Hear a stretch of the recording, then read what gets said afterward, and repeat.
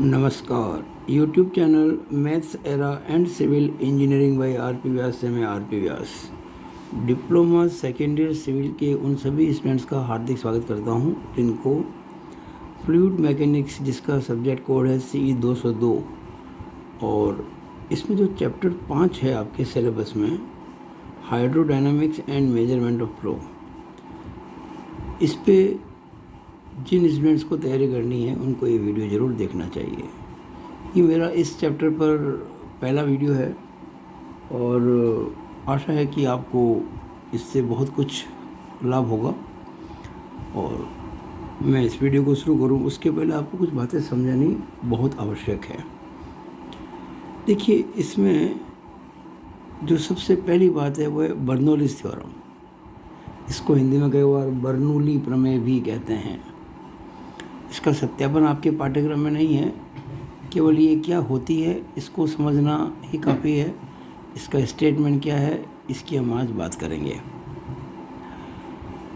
हम ये बर्नौलीज़ थ्योरम समझें उसके पहले हमें कुछ दूसरी बातें समझनी होंगी, जिसकी चर्चा मैं अलग से इस पन्ने पे करने जा रहा हूँ।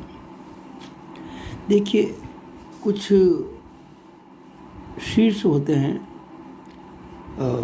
FM के अंदर। आपने जो शुरुआती चैप्टर्स हमने कुछ पढ़ाए थे उसमें इस पे चर्चा हमने आरंभ की थी। देखिए, एक तो होता है प्रेशर हेड, जिसे हम कहते हैं दाब शीर्ष। एक होता है वेलोसिटी हेड, जिसे हम कहते हैं वेग शीर्ष।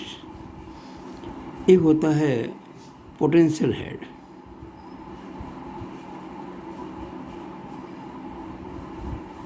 जिसे कहते हैं स्थितिज शीर्ष।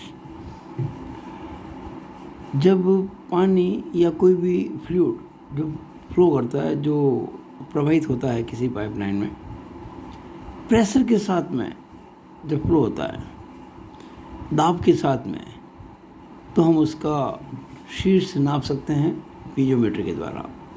ऐसा हम पहले पढ़ चुके हैं। इसी तरह से उस फ्लो की जो वेलोसिटी है, उसका जो वेग है, उसके कारण भी एक शीर्ष होता है, और एक उस पाइप का, उस जगह का जो पोटेंशियल हेड जो होता है, हम कहते हैं, यानी कि डेटम से कितना ऊंचा वो है उसके आधार पर तय किया जाता है, उसे कहते हैं पोटेंशियल हेड। तो 3 प्रकार के शीर्ष होते हैं। अगर हम शीर्ष की नापें यूनिट, तो वो होती है मीटर। ये भी मीटर, ये भी मीटर, ये भी मीटर। देखिए, मैंने समझाने की कोशिश की यहाँ पे P/W + V² / 2G + Z। तो ये जो प्रेशर हेड है ये होता है P/W, ये होता है V² / 2G, उसको सिंपली Z कहते हैं। अब आप अगर P/W की इकाई देखें, P/W, P आप पहले पढ़ चुके हैं, इंटेंसिटी ऑफ प्रेशर, जो होती है Nm/m², और ये है, हम कह सकते हैं इसको डेंसिटी, और ये होती है Nm/m³। हम इसको किलोन्यूटन भी कह सकते थे, यहाँ किलोन्यूटन हो जाएगा। अब अगर Nm/m² को डिवाइड करें Nm/m³ से, तो मीटर के ऊपर चला जाएगा, न्यूटन नीचे आ जाएगा, कट जाएगा, और ये मीटर रह जाएगा। तो इस तरह से ये प्रेशर हेड जो है वो मीटर में आ गया। अब बात करते हैं वेलोसिटी हेड की। V² / 2G होता है। V क्या होता है? वेग, यानी कि वेलोसिटी। क्या होती है यूनिट? मीटर/सेकंड। तो V² है ना, तो मीटर/सेकंड × मीटर/सेकंड 2 बार लिखना पड़ेगा। जी क्या होता है? एक्सेलरेशन ड्यू टू ग्रेविटी, यानी कि गुरुत्वीय त्वरण जो होता है मीटर पर सेकंड स्क्वायर, मीटर पर सेकंड स्क्वायर। अभी आप देखेंगे तो metre into metre, metre square हो गया, ये चलो उसको मीटर इंटू मीटर लिख देते हैं। ये सेकंड इंटू सेकंड हो गया सेकंड स्क्वायर, और ये जब डिवाइड करेंगे मीटर पर सेकंड स्क्वायर से तो इंटू करेंगे तो ये सेकंड स्क्वायर ऊपर चला जाएगा और मीटर नीचे आ जाएगा, ये कट जाएगा और ये कट जाएगा, ये मीटर आ जाएगा। और जो जेड है वो तो अपने आप में पोटेंशियल हेड ही है, तो सीधा मीटर में आएगा। तो आपको बर्नौली थ्योरम समझने से पहले इन 3 हेड के बारे में समझना बहुत ज़रूरी है, तब हम बर्नौली प्रमेय को समझ पाएंगे। अब मैं आपको बर्नौली प्रमेय समझाता हूँ। ये मैंने इसका स्टेटमेंट लिखा हुआ है, आप देखिए ध्यान से क्या लिखा मैंने। If an incompressible fluid is flowing in a pipe, flow is continuous,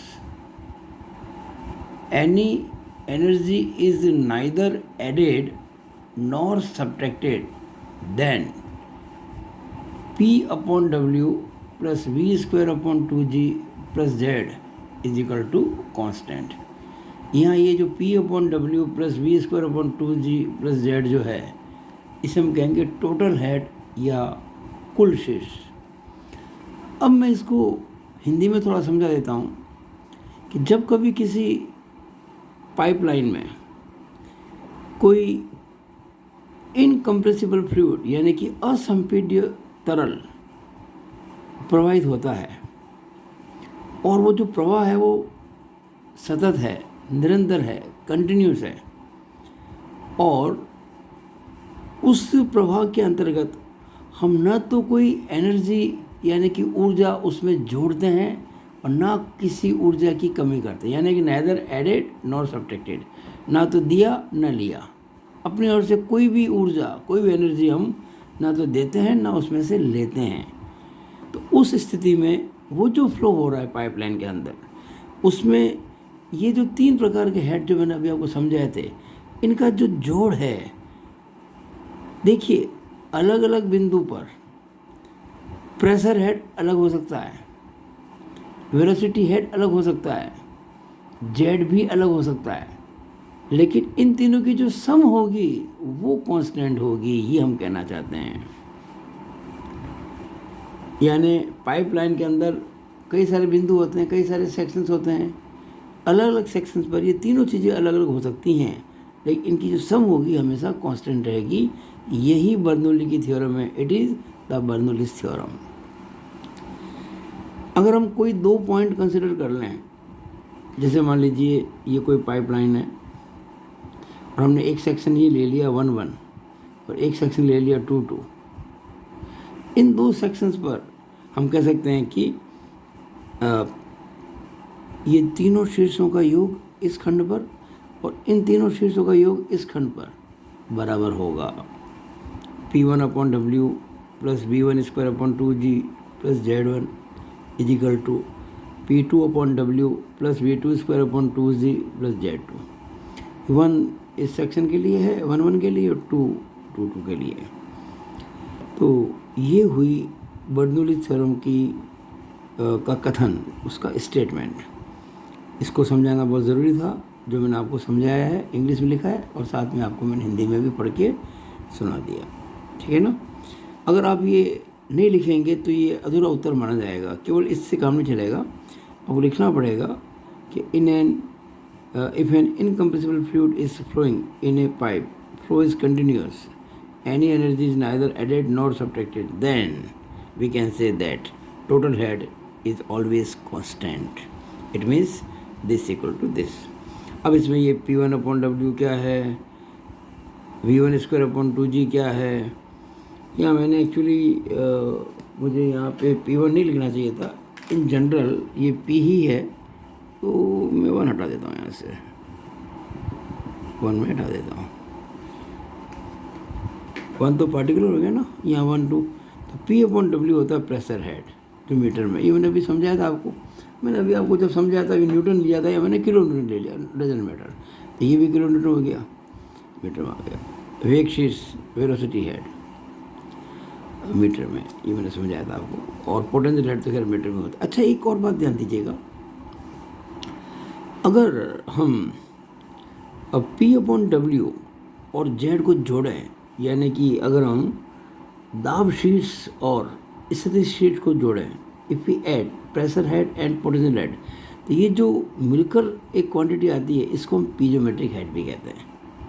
कभी आपसे पूछ सकते हो what do you mean by पीजोमेट्रिक head, you can say that it is P/W plus Z। अब बर्नौलीज़ थ्योरम जो है, इस पे आपके क्वेश्चंस कई बार एग्ज़ाम आते हैं कि भाई इसकी मान्यताएं क्या हैं, what are the assumptions in Bernoulli's theorem and what are its limitations. तो मान्यताएं और लिमिटेशंस लगभग एक ही बात है, थोड़ा घुमा फिरा के बात को कहना है, लेकिन इनको पहले समझना ज़रूरी है। तो मैं आपको इसमें जो 5 प्रमुख मान्यताएं हैं, द 5 इम्पोर्टेंट एजम्पशंस, उसकी चर्चा पहले करता हूँ। सबसे पहला जो है वो ये है, the fluid is ideal and incompressible. ये पहली मान्यता है, ये मान के ही इसको प्रूव किया गया। जो तरल है वो आदर्श है और असंपीड्य है, यानी उसको दबाया नहीं जा सकता। और आदर्श तरल जो होता है उसकी प्रॉपर्टीज हम सारा चैप्टर 1 के अंदर पहले पढ़ चुके हैं। दूसरा, the flow is steady and continuous. प्रवाह अपरिवर्ती व सतत है।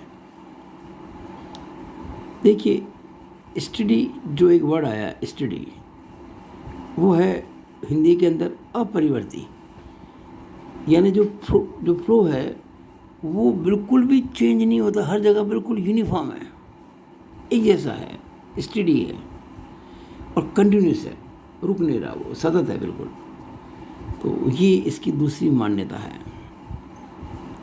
तीसरी, the flow is along the stream line, that is the flow is one dimensional. Stream line, ये जो हम कह सकते हैं कि प्रवाह धारा, ये जो अपने धारा रेखा, स्ट्रीम लाइन को कहते हैं इंग्लिश में धारा रेखा। कोई फ्लो जो है, मान लीजिए कोई पार्टिकल है किसी फ्लूइड का, वो किसी दिशा में तैर रहा है, फ्लो कर रहा है, तो वो एक लाइन बना देता फ्लो की अपनी, जिस रास्ते वो चलता है उसे हम कहते हैं धारा रेखा, और इंग्लिश में कहते हैं स्ट्रीम लाइन। तो उस लिक्विड की जो हम बात कर रहे हैं फ्लूइड की, वो धारा रेखा के अनुदिश है, यानी उसी के अलोंग है, उसके परपेंडिकुलर या उससे किसी एंगल पर कोई तरह का मोशन नहीं है, यानी हम कह सकते हैं flow is one dimensional. Flow जो है, देखा ना, वन डायमेंशनल, एक दिशा है बिल्कुल। दिशा कौन सी उसकी प्रवाह की? धारा रेखा के अनुदिश, यानी कि स्ट्रीम लाइन के अलोंग। चौथा, the velocity is uniform over the section and is equal to the mean velocity. जैसे मान लीजिए कोई सेक्शन है किसी पाइपलाइन का, पाइप का डायमीटर मान लीजिए 40 सेंटीमीटर है, तो उस सेक्शन के हर पॉइंट पर, पूरा जो 40 सेंटीमीटर डायमीटर से किसी भी पॉइंट पर हम देखें पूरे डायमीटर में, जैसे देखिएगा मैं आपको बताता हूँ, ये पाइपलाइन है, अगर आप इसका देखेंगे साइड व्यू तो एक सर्कल दिखेगा आपको। तो जो वेलोसिटी है वो जितनी यहाँ है उतनी ही यहाँ है, उतनी यहाँ है, उतनी यहाँ, यानी हर जगह पूरे डायमीटर के अंदर यहाँ से लेके यहाँ तक वेलोसिटी बिल्कुल सेम है, always be, no any change. ये कहना मतलब यहाँ पे the velocity is uniform over the section, पूरे खंड पर वेग समान है, यूनिफॉर्म है। और ये जो वेग है ये साथ साथ में ये भी कहना पड़ेगा कि मीन वेलोसिटी के बराबर है। हम जो भी मीन वेलोसिटी मान के चलते हैं वही हर सेक्शन पर मानी जाती है, ऐसा ये एजम्पशन है। और अंतिम जो इसका एजम्पशन है, the only forces acting on the fluid are the gravity forces and pressure forces. यानी कि तरल पर क्रियाशील जो बल हैं वो केवल दो ही प्रकार के हैं, एक तो गुरुत्वीय और दूसरा दाब के प्रभाव के कारण। और कोई भी प्रकार का फोर्स एक्ट नहीं करता है फ्लूइड के ऊपर, ऐसा माना गया है बर्नौली के द्वारा। तब इसका सत्यापन किया गया है। ग्रेविटी फोर्स तो आप जानते हैं हमेशा हर जगह हर बिंदु पर कार्य करता है, क्योंकि पृथ्वी हर वस्तु को अपने केंद्र की ओर आकर्षित करती है, तो मानने पर उसको हम इग्नोर नहीं कर सकते। और प्रेशर फोर्सेस जो होते हैं due to pressure, fluid pressure जो होते हैं, इन दो प्रकार के फोर्सेस को ही माना गया है कि ये क्रियाशील है, ये एक्ट करते हैं, वरना कोई तरह के फोर्सेस उस मोशन पे एक्ट नहीं करते हैं, ऐसा मान के इसको प्रूव किया गया है। तो इन पांचों ये जो एजम्पशंस हैं ये आप याद रखें, इनको समझें और एग्ज़ाम में लिखेंगे तो आपको फुल मार्क्स मिलेंगे। अब आगे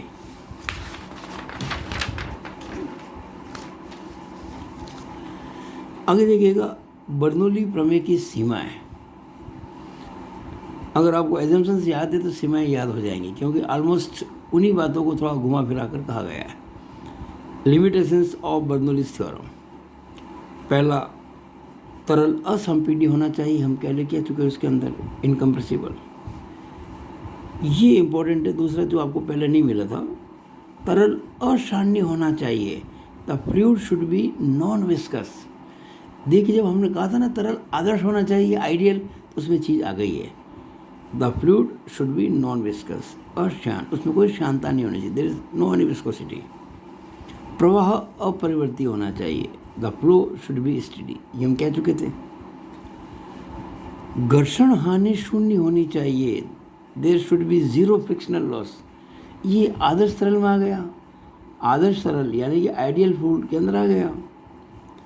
और पांचवा, किसी परिच्छेद पर वेग समान होना चाहिए, the velocity should be uniform at any section, ये हम पहले कह चुके हैं। तो ऑलमोस्ट ये जो आपके